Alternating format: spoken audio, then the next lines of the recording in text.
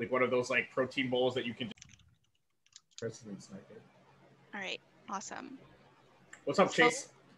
Welcome everybody to one of many conversations under Game Changers here at PlayVS.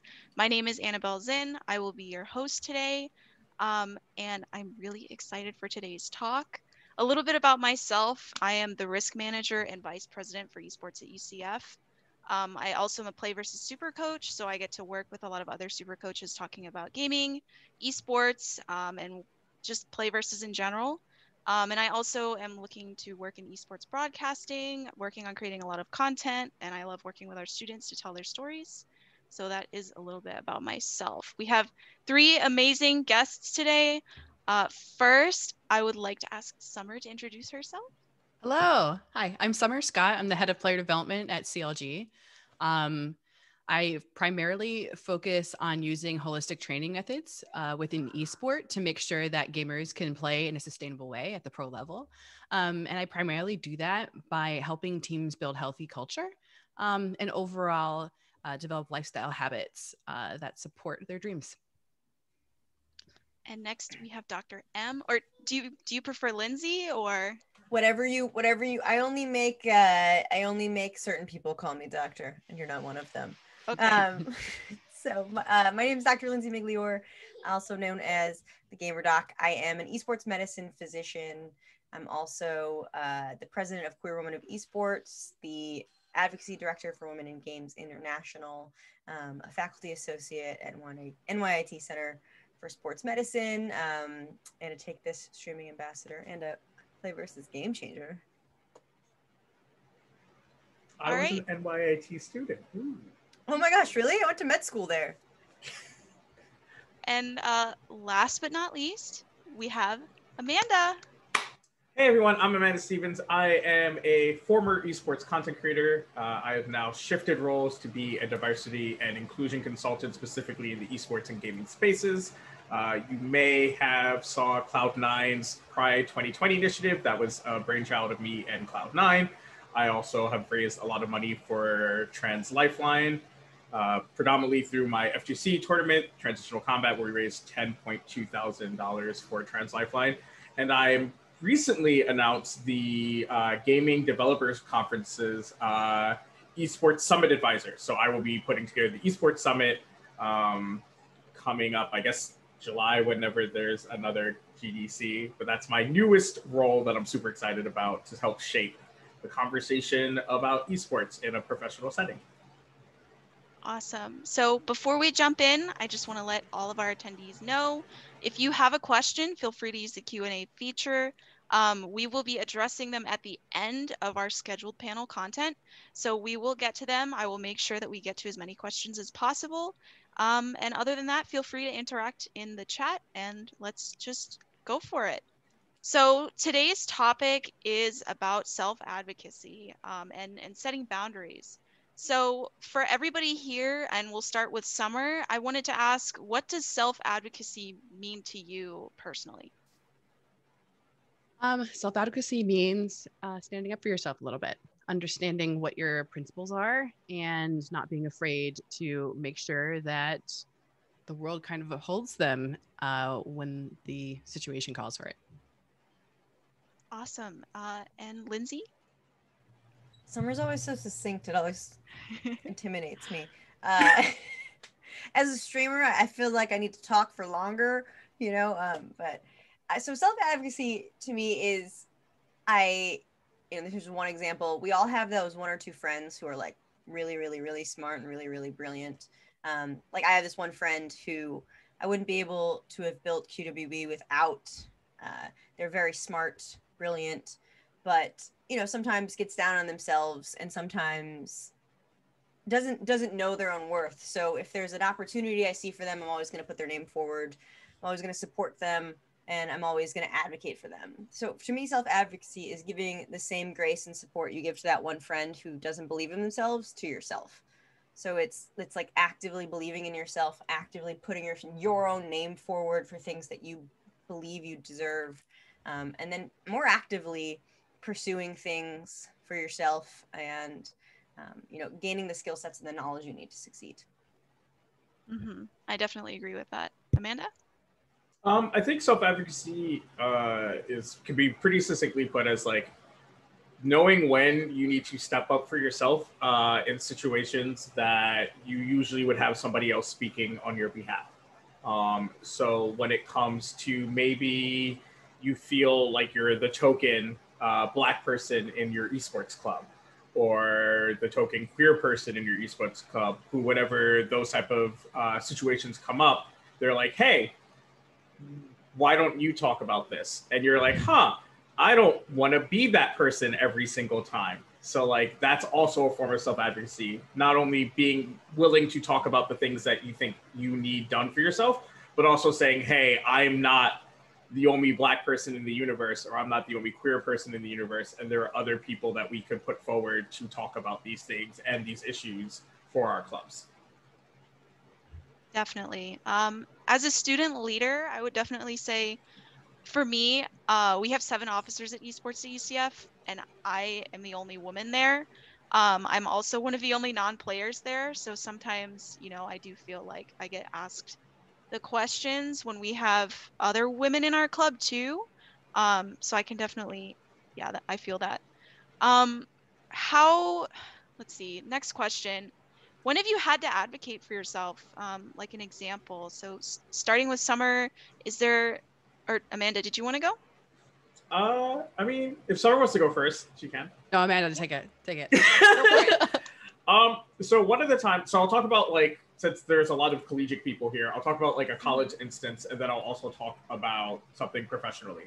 So in college, I was part of my school's queer alliance, and I really didn't feel like we were doing enough events surrounding trans issues. I was one of the only out trans students, both on campus and in our club. And so once I realized after being in the club for like a year and a half, I was like, we only do Trans Day of Remembrance, and that's a pretty sad holiday to celebrate, recognize when it comes to like trans identities. So I kind of made it my business. I was like, hey, we can do a whole lot more. We could do a movie night. We can do educational panels that don't have to just be during Sex and Sexuality Week. Like there's a whole lot more we could be doing for trans students on campus that isn't just Trans Day of Remembrance and Sex and Sexuality Week.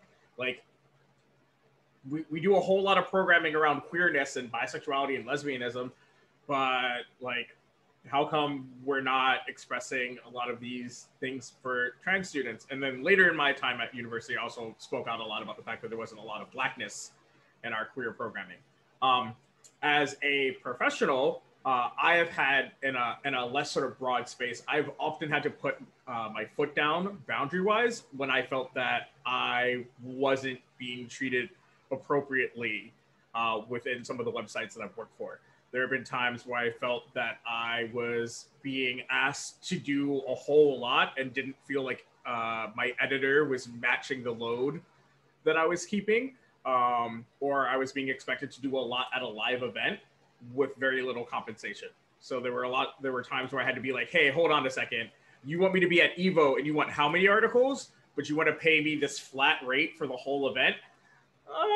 That doesn't really work for me. Like, maybe we need to sit down and have a better conversation, or I could just like take my content elsewhere. So one of the things about self-advocacy is knowing your worth, because it'll give you more confidence to tell people like, nope, this is like how it's going to get done, because I know what I bring to the fold. And if you don't like it, I can just take it elsewhere. Do Lindsay or Summer have anything to add to that? I think that was really, really good. Yeah, I would love to add more from like the professional side, because I don't think that there's been a single career move I've made in a positive direction that did not require a tremendous amount of self-advocacy from the very beginning. Because breaking into the industry, I was one of the pioneers of esports psychology. It just wasn't a thing before I came in and started trying it out and trying different methodologies and seeing how we can boost performance using mental means, right? And in a lot of ways, there's no research that really backs directly promoting the use of psychology in esports. We know it applies in a lot of different contexts that are related, but not necessarily directly to these companies, like actual players. So the main thing that I had to walk in with is like, I needed to cultivate confidence in me, right? Somebody had to feel very comfortable in me, and trust me with their money, with their time, and with their athletes. And trust that I was the kind of person that was going to go in there and find a solution for them, or be the honest person to be like, you know what, I can't help you. And that took a tremendous amount of personal confidence, right? And I had to be really honest with myself and with the person in front of me. I wasn't trying to sell. I wasn't trying to speak beyond my means. I was trying to be as real as possible. And I feel like sometimes the inclination is that you need to inflate yourself beyond what's true in order to advocate for oneself. And that is definitely not the case. At least it wasn't my case. So I would say, like, definitely breaking into the industry, trying to sell my contractor services in the beginning was very much about self-advocacy, in that I want to inspire confidence in me and my abilities. Beyond that, I not only am one of the only women that is ever in a building where I'm working, but I also had the pleasure of navigating pregnancy in esport. And that is very unique, because I can guarantee you half the time when I say like, hey, I'm pregnant, a lot of times I just get confused looks, like people don't actually know how to respond because it's a bunch of dudes that don't understand it, right? So naturally, if that's the response somebody has to congratulate you, like normally that's a congratulations moment. But you can imagine what it's like trying to navigate as a pregnant woman in a space where there's a bunch of men that really are not cognizant of your needs in any way, shape, or form. So it comes down to, you know, what I needed to eat, what needed to be available, access to the bathroom, right? Making sure that there was a parking spot close enough to the facility that I didn't have to feel unsafe walking as a pregnant woman waddling up a dark street, right? Like all of these things were relevant, and I needed to make sure that I spoke up about. And it comes down to what your personal needs are, what you actually feel, and like, quite frankly, what's reasonable, right? Just making sure that you kind of check yourself before you wreck yourself. You're just like, would I expect this for a friend? Would I expect this for my mother? You know, I can expect it for myself, right? And that's kind of like a lot of examples that really stick out in my mind in terms of self-advocacy. Now, Lindsay, I know that you stream and also are a doctor. I don't know which one you would call your side job. So how about self-advocacy in those areas? Any stories? I got a couple. Summer, I'm wondering though, or people were worried because pregnancy, it attracts bears. So I think that might have been their concern. I mean, too. that's like a known risk. Yeah, that's yeah, a known risk. So yeah, you know, yeah, we have to protect ourselves from the bears. So yeah, I mean, medicine is exactly what you think it is. So I had a couple of situations. This happened 100 times, but I have a good story. You know, when you're a med student, you get this like little white coat that's like a blazer. You know, it's just like a little cute little blazer, and you're so proud of it. It's like so cool. And then you get to be an intern, and you get a full length white coat. And that's something you become really proud of until you're like a second or third year, and they're like, "Why am I wearing this white coat covered in germs?" So you stop wearing it. But when you go around and you see your patients, you put your white coats on, and the med students are there in their blazers, and then you're there in your long white coats. It's a very easy way to tell who is the boss, right? And I had this one med student who was really, really brilliant, 6'5", blonde hair, short blonde hair, had a really deep voice. His name was Nolan. He's so smart. But because he was so tall, his white coat was kind of like a little belly shirt. So the difference in the coat length was very apparent. But every morning we'd go around, and you know, I let the med student talk first, right? You want them to talk to the patient, you want them to learn, so you can give them feedback. But these were my patients. They knew who I was. They knew I was the doctor. And one day I came into the room, and we were trying to talk to this patient, and they started asking this stuff about counseling. And so I stepped in because I was just like, this is I need to take control of this situation. And the patient told me to be quiet because the doctor was going to speak. And I was like, You know me, you met me, you know this is the med student. You call him Nolan, you call me Dr. Migliore. And in that moment, it was like, he is taller than you, and he has a deeper voice than you, and I have more confidence in this person, so I'm going to, defer to them. So those situations happen like 1,000 times, right? Like 1,000 times, where I was never given the authority position, even though I was the authority position. And that happens every day. It happens every day to every single one of us, right? Like, people are always judging us based on how we look, and not because of our credentials. And for me, self-advocacy is saying, I understand that you have those biases that might be conscious or unconscious, but I'm still going to take what's mine and what I've earned. So, just got really heated. I'm sorry. I'm gonna go back to my I'm into it though. I'm so into it right now. Yes. So following that question, I think, hearing all these stories about self-advocacy, at least for myself, I'm always working on my confidence, and I know a lot of other collegiate students are, whether they want to work in esports, whether they're just taking part in esports and are going to work in any other industry. I think this applies to literally everything. So how do you suggest that students improve those skills? Are there any ways that you specifically improved your self-advocacy, Amanda? I don't know if your campus has this, but my campus had something called the Toastmasters Club. It's a public speaking club focused on like giving speeches and improving your public speaking skills. And you might be thinking to yourself, well, like, I'm not going to be public speaking, right? Like, I'm not going to be somebody who is going to get up in front of a lot of people, maybe do broadcasts, whatever. But you'd be surprised how much like improving your public speaking in front of a crowd makes it way easier for you to talk in front of a singular person, especially someone who may have authority or administrative powers over you. So that's the first one. And the second one is I would start seeing a therapist. I think that taking care of your mental health is really important. It affects your physical health. I've been talking to one of my caster friends who recently started seeing a therapist, and he's like, wow, my physical health is way better now that I'm seeing a therapist. And the reason I say this is sometimes you have situations that are going on in your life and you don't feel comfortable talking about it with your partner, your parents, your friends, your colleagues, but you need that to go somewhere, right? And so that's why I really recommend a therapist for for self-advocacy, because if you're not at your like mental best, it's really difficult for you to be able to advocate for yourself and the people that you're talking to or the groups that you're in. So I think, one, getting way better at public speaking will give you a lot of confidence in your own words and how you express yourself. And then seeing some type of mental health professional so that when you aren't feeling your best, you have someone who can help you tackle those issues and come up with a game plan. In the same way that if you're physically not feeling great, you go to your doctor to tackle those issues. Absolutely. And for public speaking, our club actually wants all of our officers to take public speaking because, like you said, it improves your confidence.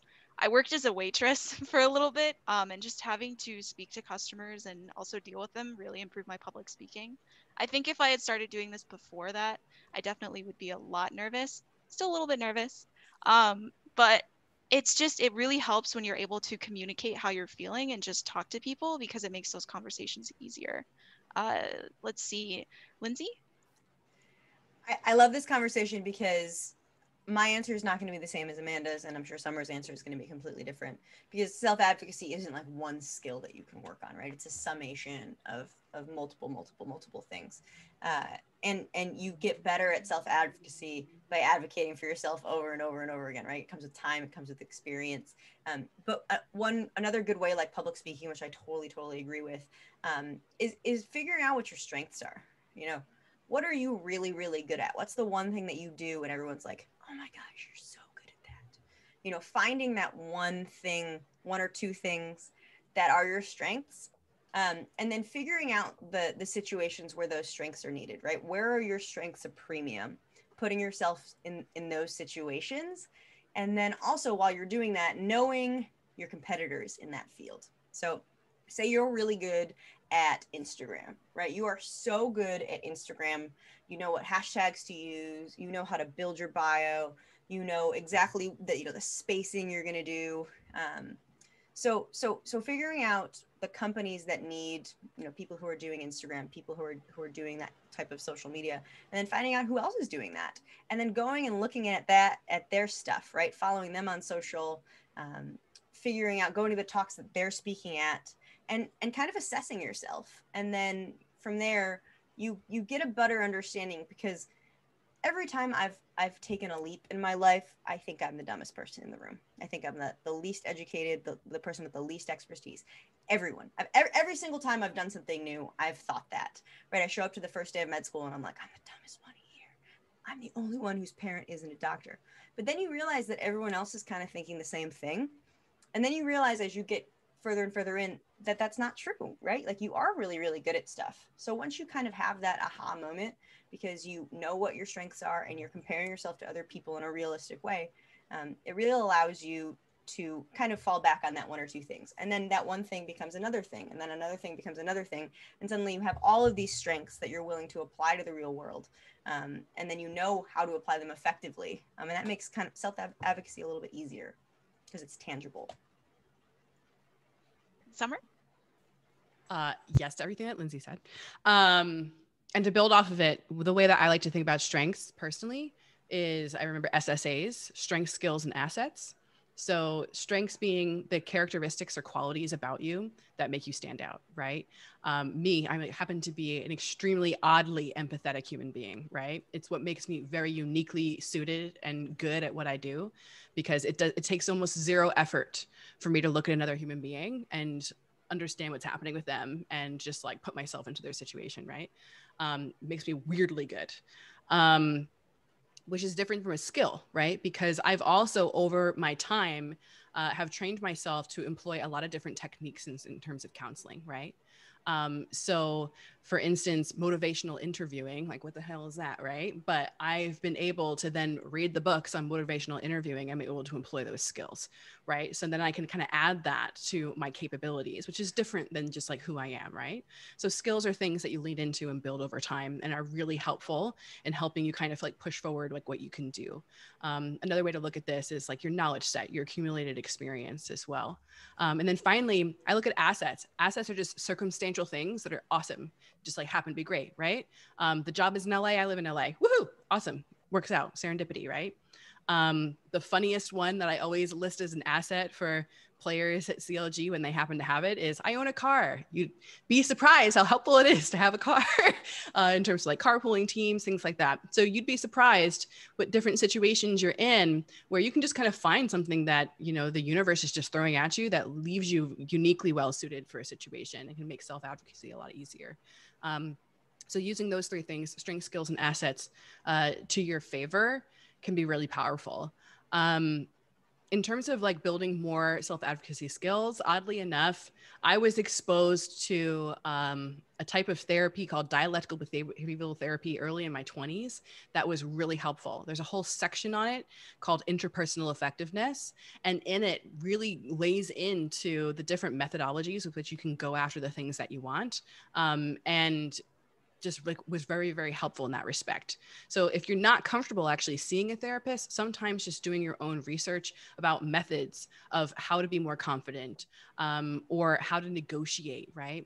I think there's a book titled like Never Split the Difference, Negotiate as if your life depended on it, right? Like just the title, I'm just like, yeah, okay. Yeah, I can negotiate like my life depended on it, because it puts a whole new level of oomph behind what you're trying to do. That's always been my issue. I feel like this is like a very meek person because I don't really believe that I'm that important, like deep down inside. So finding ways to bring that oomph to a conversation is really important. Having a support system behind you is great. Like I have a husband who is extremely confident and he believes in me and he's just like, Summer, you're crazy if you don't think you're awesome. So go after it. Right. So having a really good support system can also just kind of give you that. And then like the final thing, while you're building all your self-advocacy skills, remember that the little voice that tells you like, what the hell am I doing here at medical school? Because I'm the only one whose parent isn't a doctor. That voice is irrelevant if you don't want it to be, right? Everybody has that voice and it actually means nothing, right? If you don't actually have the time to get to the point where you're comfortable in a situation, do it uncomfortably. You can. I'm doing this uncomfortably right now. It terrifies me to do panels, but I just continue doing them because I know it's where I want to be and it's what I want to do. And the same can be true for promoting yourself. Just weather the discomfort because it's going to be worth it on the other side. Glad you're here. I'm glad you're here. I'm glad I'm here. Glad everybody's here. Super glad that we got everybody here together because it's a great time. I have one more question, and actually it's something that came up as we were discussing things. Sometimes we have to have uncomfortable conversations, especially when we're advocating for ourselves.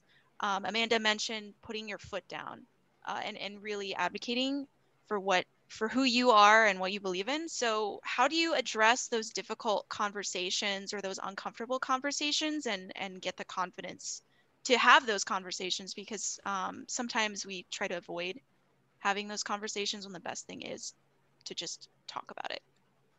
Does anybody want to go first? Sure. So I think, it ties into a lot of what we already said in the first, to the previous question about like building your self-advocacy skills. But I guess part of it is like understanding what your boundaries are. Because in a lot of situations where I've had to have uncomfortable conversations to either because something's not right in my workplace, a personal life situation, collegiate setting, it usually has to do with like what my boundary line is for like where, like what can I not deal with anymore. Sometimes, we tell ourselves in these uncomfortable situations like, oh, this is fine. I can deal with this. But eventually there has to be sort of a hard line where you're just ready to say something. And unfortunately, I mean, like this isn't something that I can really give like a ton of advice on like how you build your resiliency or like how you come to that point of realizing where like, no, this is something I need to talk about. I just recommend that you like know yourself very well and what is comfortable for you. I don't think that there's sort of a perfect map on how you get to a place where you can have these conversations. Goodbye, Lindsay. But I think that it's just really important to know yourself, and also when you are ready to, if you need to, have somebody like if you're not super confident in a situation, ally yourself with somebody who is a source of power for yourself. There have been times where I wasn't sure what I needed to say to either an editor or a coworker, and I sort of checked in with somebody else at my job first. I said, hey, this is how I really like to talk to you about this situation. I don't know if I'm off base. Maybe I'm feeling a certain way that is kind of not the way everyone else is feeling. And then if that person vibes with me about how I feel about the situation, I'll be like, hey, can you be free at this time for when I go talk to Barry? Because I really want to talk about the way he talks to me. And I don't know how that situation is going to turn out, but I feel that having you here with me will make it a more positive situation. So sometimes self-advocacy doesn't mean just doing it by yourself. It's realizing what you need to accomplish the goals that you have for yourself. And since Lindsay, are you there? No? Okay. Summer, do you have anything to add? I do have a few things. So when you're preparing for tough conversations, generally speaking, when we're rolling into a confrontation, there's usually 3 priorities that we're trying to figure out what needs to go first. The first of which is going to be getting the job done, right? Objective effectiveness. The next is like, we kind of like don't want to rub people the wrong way, right? So you're looking after the relationship as well. And then finally, your self-respect. And you're always juggling these 3 things, and you're going to shift them around every single conversation and kind of reprioritize based on like where you're at. So it's really helpful to know just like how hard and hot to come in. Like if you're really at a point where you just have to stand strong for your self-respect, FAST is a really good acronym to remember. It stands for fair, apologies, stick to values, and be truthful, right? So being fair means be fair to yourself and be fair to the other person, right? Like be respectful, validate your own opinions, and you can validate the other person's perspectives as well. So you're not just coming in hot trying to, push everybody else aside, but you are really trying to stick to your guns a bit. And along those lines, the A stands for no apologies. There's no apologizing for being alive and in the room, right? You should not be apologizing for having an opinion. You shouldn't apologize for disagreeing. You can disagree and not be sorry, right? It's your right to disagree. So you don't need to put your head down or look ashamed or anything like that. None of that, right? Just kind of like be there, and it's okay that you're there. The S stands for sticking to your values, understanding what your actual principles are, understanding where your limits and boundaries are. Separating limits and boundaries, like boundaries being the concrete things that everybody agrees is just like not cool, bro, right? But your limits are a little bit different, right? Because those vary person to person. And could just be like what you're willing to tolerate in a situation. And you can be more sensitive in some situations. You can be less sensitive in others. So understanding what those principles are on a personal level and being prepared to state them unapologetically is very helpful. And then the final bit is truthful. Just don't lie, right? You're not helpless. You're not going to act helpless when you're not. You're not going to exaggerate or make up excuses. You're just going to be real about the situation, right? Calling back to when I was trying to get a job in esport, I wasn't about to say that I can freaking reinvent the psychological wheel in esport. I wasn't that person. I just thought I was a person that can help. And that was me speaking honestly. So I think kind of paying attention to those 4 things is really, really helpful. And then the final thing is like, just ask yourself, how hot should you come in terms of, is this person even capable of giving me what I want? If they're not the right person to talk to, you don't need to come at them that hard, right? Do you even have the right to speak? Like, is this a human right that you're really advocating for? Or is this a preference? Do you have the authority to speak? Is this somebody that you directly supervise? Well, then hell yeah, you're going to come at them hot, right? If they're messing up. So all of these kind of situational things are really useful to kind of consider when coming into a tougher conversation, because sometimes we don't really know how hard to stick up for ourselves, and just using all of these little questions that we ask ourselves to understand the give and take of intensity can really help let you come in with confidence. Also, welcome back, Lindsay. And Amanda mentioned boundaries, which is actually our next section. So I guess you can see the future. Nice one. We're going to move on to that section. But if you in the audience, if you have questions, feel free to use the Q&A feature and we will get to your questions. I already see one waiting there. So we'll be getting to that in about 20 minutes. But moving on to our next section, we have setting boundaries, which I think is going to be an interesting discussion, because setting boundaries is something that you have to do, but a lot of times, at least I've noticed with students, they don't know when to, they don't know how to, they don't know if it's appropriate in that situation. So our first question is going to be, what are some examples of healthy boundaries? Does anybody want to start us off? My computer was setting a boundary. It said it didn't want to participate in that call for a second. So I think, yeah.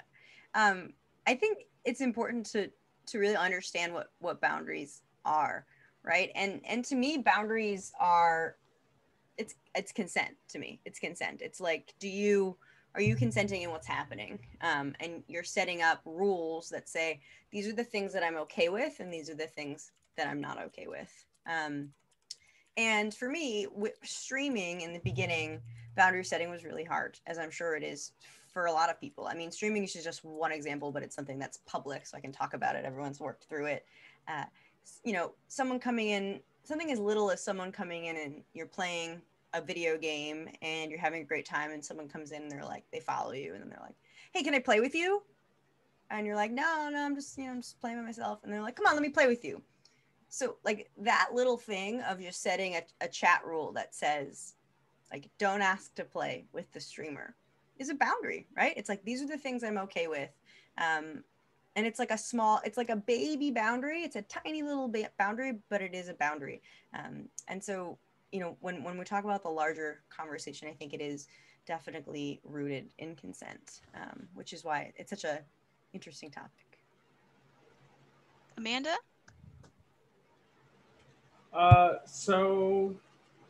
For me, it's a little interesting because, like I said, I've career shifted, right? I've gone from being a content creator who helped people with their diversity and inclusion problems on the side to a diversity and inclusion consultant on the full time. And so one of the boundaries that I've had to really set is reminding people that this is what I do for a living now, as opposed to like, this is just a thing that I just can like answer for you. So that became like a pretty big problem for me over the summer with the rise of Black Lives Matter and also Pride Month, of me having to be like, hey, I understand that this is a question that you need help with, and I'm like your go-to queer Black person that you want to get information from. You want to shake me like a magic 8-ball. But I actually do this for profit because I have bills to pay. And occasionally, sometimes people respond with, oh, well, I just thought you'd be willing to help. And it's like, oh, no. I definitely want to help. And I'm super about making the space a better place. But that doesn't mean that like my bills magically disappear. And this is sort of like a not purposeful language that people use sometimes when they deal with consultants, where they're like, oh, I was just wondering, like, I thought maybe you'd want to help out. No, that's not the reason I'm not answering your question right now. It's not because I don't want to help out. It's because I want to pay my bills. And like, I actually operate on a sliding scale. Like if you have like a quick question, like what lesbian flag should I use? You know, the community flag or the more traditional flag. I'm not going to charge you like my full like consulting fee for that. That'd be wild. But like, maybe come at me and be like, hey, I have a quick question. I don't know how much time it's going to take up, but how much do you charge for something that's just like a quick question? And I might be like, oh, hey, is it quick? Yo, hit me with it. But like coming in with the idea that a quick question doesn't require any of my full expertise and therefore, you know, doesn't have to be paid for is like a little crazy to me. So when it comes to boundaries for me lately, it's been about I'm worth this amount and I'm not really going to allow people to like sort of like guilt trip me into doing things for free. Absolutely. And at the end of the day, you are an expert, more so than, you know, myself, definitely. And that's why I'm so like, it's just so cool to be able to talk to people like you and learn. And I think people sometimes approach it as, I want to know the answer to this question, but like you said, there needs to be like a level of respect. And like I said, you are the expert. So Summer, do you have anything to add to that? Yes. So I do want to return back to the difference I brought up before between a boundary and a limit, because I think it's really helpful in learning to define your own and in different contexts, right? So if I'm talking about a boundary as something concrete, another way to think about this is like a window. We understand that a window really is just the separation between outside and inside, right? You know, you can see through it, right? It's continuous and in terms of our view, but we do understand that there's a boundary there and it's a hard boundary and there's not really a lot of questioning around it. And this is different than a personal limit. A limit is something that really is individual and can be moved by different people. And you may choose to move it at different times, depending on the situation. So the reason why I bring up this distinction is it's helpful for me, somebody in a work environment. I have to uphold both my personal limits and the official boundaries of the space that I'm in. And one thing that really rubs me the wrong way is anything having to do with homophobic remarks, right? I just have a hard limit on it, right? I have very little tolerance for it to begin with. I also have the luxury of walking into my workspace and knowing that it's not a personal limit anymore. It's a boundary. It's actually something hard set, and it's something that's set by the company culture, and I can really stand behind it. So I personally find this very, very helpful because I know in a different context, if I was just working with somebody on the side and they were just looking for my help, say that kind of thing came up, I'd be like, hey, you know, I really dislike that. I don't really stand for that kind of language, and I would appreciate it if we didn't do that when we work together. And this is very different. Say if somebody at CLG said something along those lines, there'd be no tolerance for it. I would say something immediately and be like, hey, there's just no place for this here. I don't care if it makes you uncomfortable that I'm saying this to you now. We're just not doing it today. So that's a really useful tool for me. And you can try to find that in your own lives about like what's a realistic boundary versus what's your personal limit. And your personal limits really just come down to, you know, what are the core beliefs that you hold about the universe? And you tend to know when those limits are when they've been crossed, right? If you just think about the last time that someone did something, you're just like, what, how, what? Did you just do this? What, right? That's a limit being crossed. And the fact that it was surprising for both of you, right? Maybe like shocked, angered, disgust, right? All these emotions just like come up all of a sudden when it's a surprise to both of you. That's like a limit being crossed. And examining those for why and what personal principle was violated is a really good indicator for what kinds of limits you have in your own life. It can help you build that set. Absolutely. I want to move on to the next question, and that is going to be more so, I want to extend this to both players and students, but how do people evaluate their boundaries? I know Summer talked about this a little bit, like what your reaction is to what someone says, but not only personally, but in their own space. You know, we have students who run clubs who may be attending here. We have players who may be playing for their clubs on a team, even coaches who might even have more control on their spaces. How do we set these boundaries in spaces, whether you're a student, a coach, or a player? Amanda? I mean, so I was gonna defer this to Summer because Summer speaks about these type of things from a more clinical way, and I'm more of the person who has had to figure this out as I've moved through the universe as a Black trans woman. But just for me personally, clear communication, sitting down and really hashing out what those core values are for me tends to be super helpful. I know when I was working in the Magic the Gathering space, we were trying to sort of create safer spaces in our like local play spaces, as well as like at our higher echelons of play. It was really me sitting down with tournament organizers, store owners, and higher level judges to explain why these things mattered and helping them come to an understanding of like, this is a thing that players want, this is why, and this is how you'll get more people involved in the game.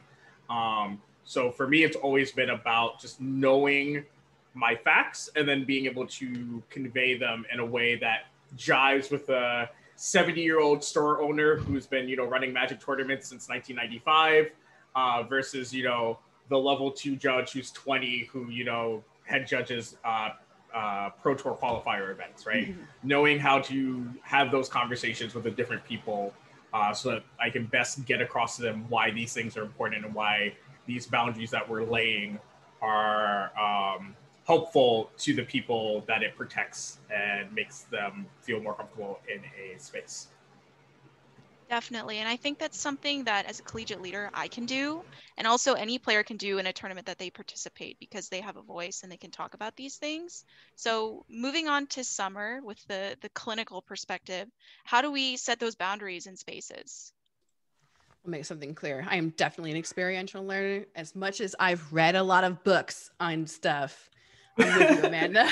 I am out there figuring it out. This is not my background, right? Like I'm more of like a self-advocate type of person. Most of my reading is on like LGBT and Blackness. Also fair. Yeah. My nerdedry is a little bit different. So I can see where it lends itself to the situation. But I can talk through a little bit about how we do this in a team setting. And there's boundaries around a lot of different things. And especially in esport, people have boundaries about the behavior that they expect of teammates, not only in soft skills, but in terms of practically how you practice. Esport's one of those things where you don't have, Pop Warner freaking League of Legends, right? There's a lot of people that are coming into the pro level that have never done any kind of coordinated team sport before, and they don't understand the rules of engagement. So there's a lot of people that come in with different expectations of each other. So it's really helpful to start a season getting on the same page about what each player expects from a teammate. And what I love to do is pairing specific behaviors with the value it represents for that person. And that not only helps you set the boundaries, but it also gives you values to aspire to as a team. So a really simple example is like, I want a team that demonstrates respect every day by showing up on time. You respect me and my time by not making me wait. Those kind of statements can be really powerful. And going through asking each teammate, coach, even staff member to offer 3 main things that they think contribute to a championship team really can set the stage for success throughout the entire season and prevent some very clearly gonna happen arguments that are usually somebody like me comes in to help herself. Lindsay? Yeah, I think what both of you said it is just, you both have such good expertise. It's really nice to hear and learn from you. I think one thing that is kind of universal throughout what you both said was, you know, the need for clear-cut boundaries and expectations being set, and especially by people like coaches. I think that it's really necessary to have guidelines set in place from day one, with expectations and with boundaries written into the guidelines. You know, if you're on an esports team, you should be signing something that says, I will not discriminate. You know, there's no place for discrimination in this organization, in this league. And then when you're in a leadership position, upholding those boundaries more than anything else, right? Like, you got to lead by example. You have to do, you know, you have to be the one upholding those. So having clear cut boundaries, and then having people following them, and then enforcing them when they're, you know, broken, I think is really important too. So what Summer's talking about the teams is really good. To add on to that, a lot of schools and universities may have teamwork building programs, whether it's offered, for example, at my school, it's offered through the Recreation and Wellness Center. We have a challenge course on campus where you're going to be climbing ropes, you're going to be doing some physical activity, and it's actually pretty good. We also did teamwork building when we founded our club in May to get the officers all on the same page, because we knew that we had a lot of work to do. And also, a lot of programs could implement a code of conduct. We have a code of conduct. There's absolutely no harassment allowed in our club, no discrimination whatsoever. All of our players signed it, and if they break the rules, they're out. And the same with our staff. We treat it professionally. Our staff are hired. They go through resume and interview process. So just simple things like that. It takes you probably maybe 1 to 2 days through the whole process to write an extensive code of conduct and apply it to all of your players. So those are two different things that a lot of schools can do to really make people feel safer, set some boundaries, and make sure that your club is professional. Because at the end of the day, esports has to be professional. Let's see, it is 8:47 my time. I am Eastern time. We do have Eastern, what up? Yeah, we have 3 Q&A questions. If anybody else would like to submit Q&A questions, please do so now, because we're going to start going through those Q&A questions. So first up, I have an interesting question, just because I actually deal with this sometimes, but it's about imposter syndrome. A lot of students, I'm sure people in the industry too, feel like maybe they're not good enough, or they don't have the skills. Should I apply to this job? And it's sometimes difficult to come to terms with that and really move past it. Even if I was an engineering student, so I had to struggle with that a lot. So what are specific activities or strategies that students can use to overcome imposter syndrome? Amanda? So you can't see it, but to my left is a corkboard with all of my press passes and some of my press acceptance letters. This has been part of my new strategy to remind myself when I'm having like a bad imposter syndrome day. I just look to my left and I'm like, oh, I did all that. Neat. Because for me, especially when I was a content creator, it's really easy to get yourself caught up in like what all of your colleagues are doing. So, you know, when one of your colleagues is now working for ESPN and another one's over here, and you're still working that freelancer life, and you've just gotten like your 14th staff position rejection email, you're like, man, maybe I'm really bad at this stuff. And so every now and then I just look to my left and I'm like, oh, right. Apparently I'm like good enough to like cover like 32 live events. All right, I think I got this. And also like having your hype squad people. So like I have like my partner, Katie is like really amazing for me. Whenever I'm having like a bad mental health day, Katie's like, yo, but like you did this though. I'm like, yeah, but like that's whatever. And then Katie will be like, all right, what about this? And I'm like, you're right. You're right about that. And then Katie will like hit me with another one. I'm like, all right, I got it. I don't suck at this. Thanks. But really like having Katie and also having like a lot of my friends who I'll just like hit up on Discord, or they'll see me on my nonsense on Facebook or Twitter, and they're like, yo, Amanda, cut that. And I'm like, all right, you're right. So those are like my big thing. Maybe taking some of your accomplishments and putting them somewhere that you can easily see to remind yourself to like hype yourself up about stuff. But also like you have good friends, probably more than likely.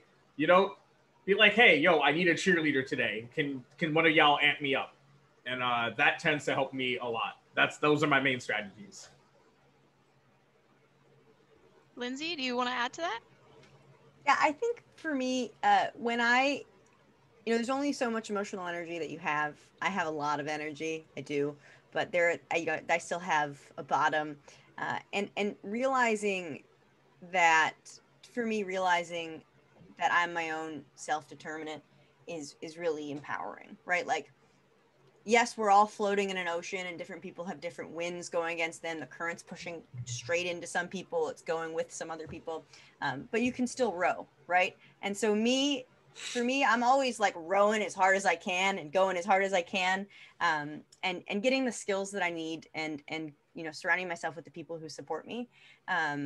So imposter syndrome hits everybody. I mean, most of the people that I've spoken to and been with have doubted themselves in this very specific way that imposter syndrome is.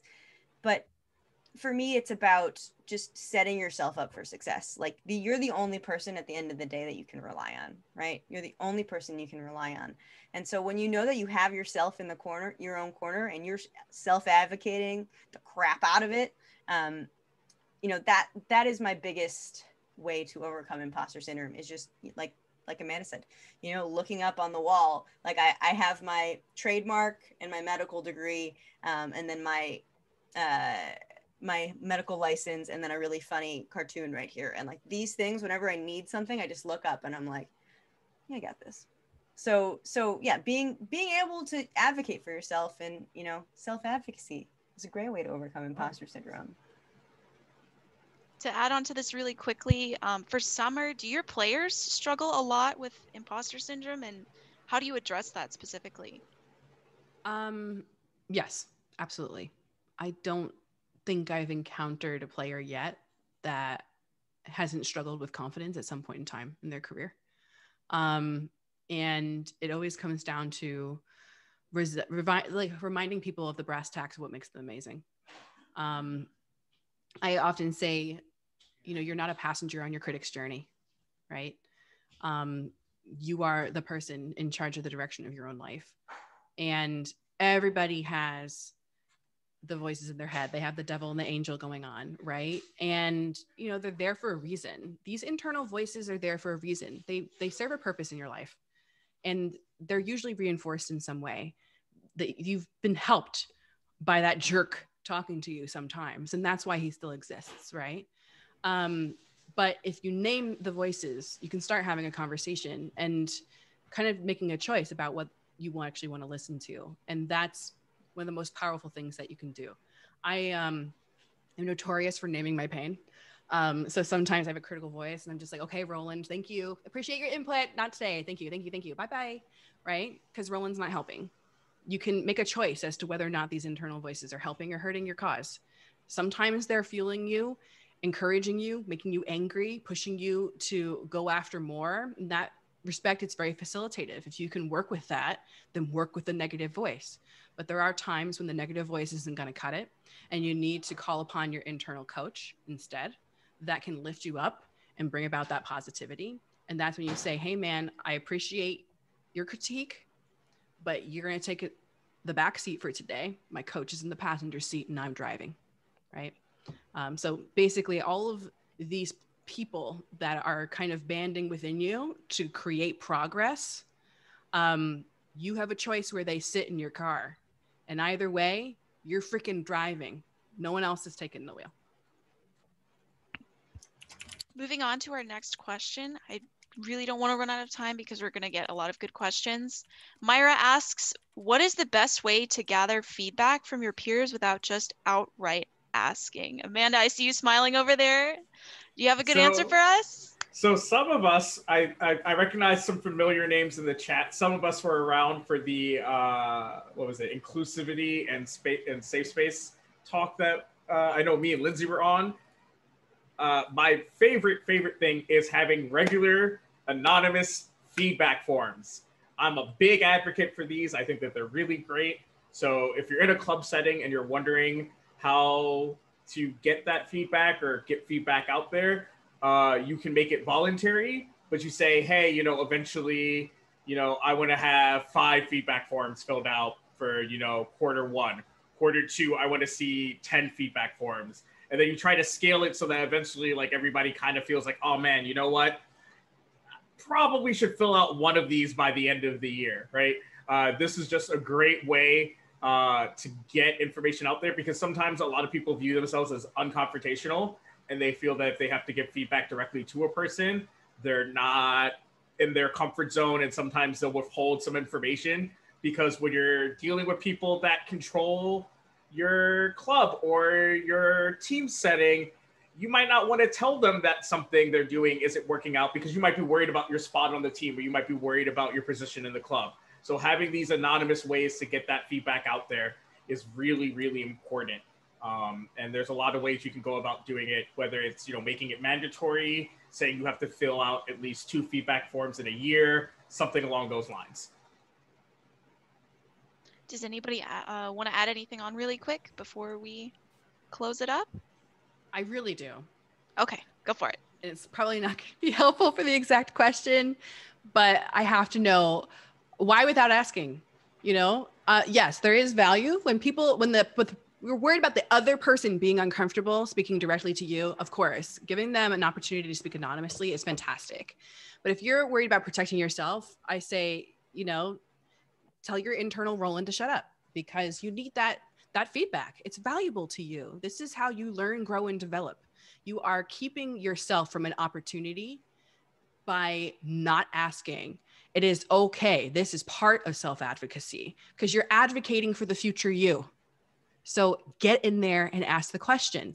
Dare to be challenged by somebody. If you're doing something wrong, excellent. That's the easy way to improve rapidly, because you can just fix the error, right? So if you're asking yourself like, hey, how do I get feedback without asking? Ask yourself why without asking, right? Make sure you're not afraid to ask the questions, because these are some of the most valuable pieces of information you're going to get. And to add on, I saw a question in chat. What do the panelists recommend for dealing with heckling and bullying during events? As a leader, I would say, if your students are doing that, absolutely bring the hammer down. That's not appropriate behavior for your students to be engaging in. And if you have that code of conduct that they sign, there's going to be disciplinary action. I really think that students tend to do these things because they think that they can get away with it, especially in esports.